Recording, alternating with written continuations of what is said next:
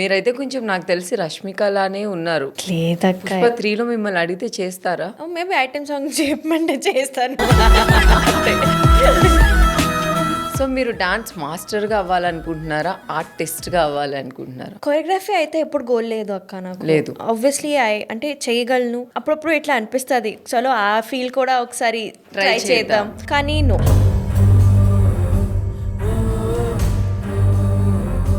ఆర్టిస్టే ఎప్పుడైనా screen camera ముందు ఉండాలి, మనకు కాదు. ఎప్పుడైనా నేను ఎందుకు ఈ డాన్స్ ఫీల్డ్లోకి వచ్చాను, నేను ఆర్టిస్ట్గానే రావాల్సింది అని ఎప్పుడైనా ఫీల్ అయ్యారా? లేదక్క, because dancing has made me what I'm today. And అలా అని కొంచెం what ever acting that I can do, అది కూడా నాకు డాన్సింగ్ వల్లనే వచ్చింది. ఆ నాకు నేర్చుకున్నాను. తెలిసి చాలా మంది డాన్సర్లు మీరే ఒక ఆర్టిస్ట్గా కొంచెం ఎక్కువ ప్రూవ్ అయ్యారు. అవును.